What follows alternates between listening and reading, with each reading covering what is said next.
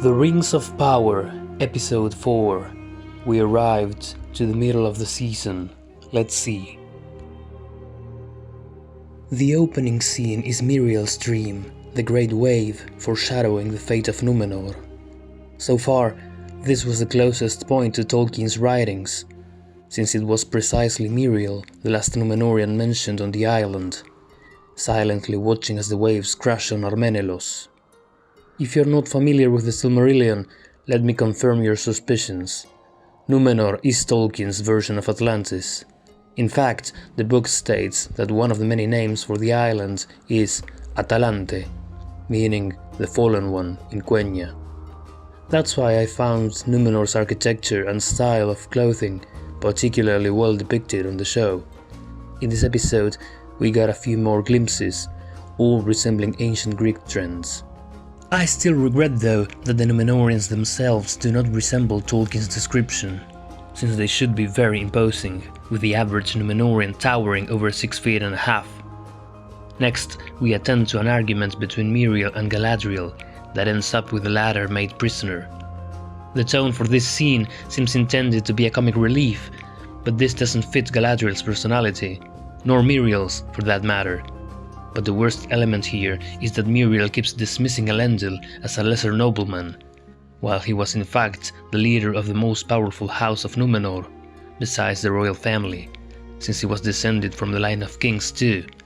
And actually, this is what entitles him to become king of the Numenorian survivors of Middle-earth later on. So I wonder, will they ever acknowledge his real standing? I think here's when it begins to become a problem, the Orsons of Amandil on the show. Elendil's father was the real owner of the Balantiri, the Seeing Stones, since they were granted to him by the elves and not to the kings.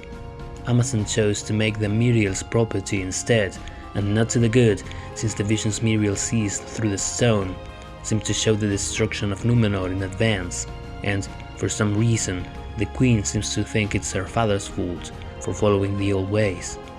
How did she come to that conclusion?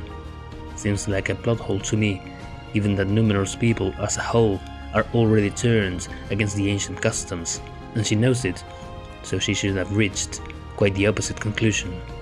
At least the following scene was properly addressed, that of Pharazôn rallying support from the common people against Galadriel, and slowly against Miriel too. This also makes the plot advance. Sadly, the Numenor section of this series is riddled with filler subplots, and not to the good, I fear. First and foremost, I couldn't care less about Eärien and Kemen's plot. Not only are they both non-existent in Tolkien's works, but also I cannot see how they can add something to the story. Isildur seems to be going through some drama too, cast out by his sailor peers. This too feels unnecessary to me, to be honest. Speaking of filler plots, we finally met this other character, through Arondir's storyline. Now it seems less likely for him to be Sauron. At first, since he looks like a twisted or maimed elf, I thought he could be Maglor, Feanor's only living son, and uncle to Celebrimbor.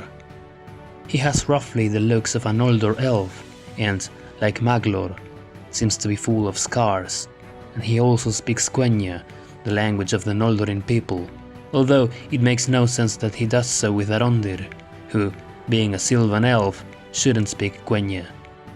But Maglor has no reason to appear here, for he no longer participated in the main events of Middle-earth after the First Age. So, who is he? There's a clear answer. He's Benjen Stark.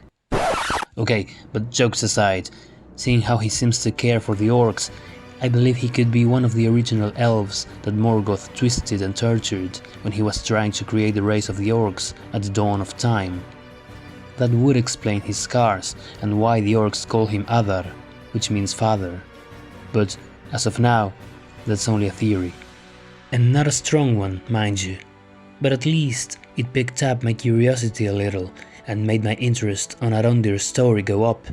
Especially since now it seems this plotline is merging with that of Theo, the boy that seems to be on a path to become one of the Nazgul, the Ringwraiths. Some say he will become the Witch King, the leader of the Nazgul, but I think not, since he was most certainly a Black Numenorian, one of those who fell for Sauron's lies. But regardless, this is the only plotline so far that I feel is truly filling the gaps on the Second Age history. Someone was turned into a Nazgul, and his story is worth telling, in my opinion. The highest point to this episode was everything regarding Khazad Dûm.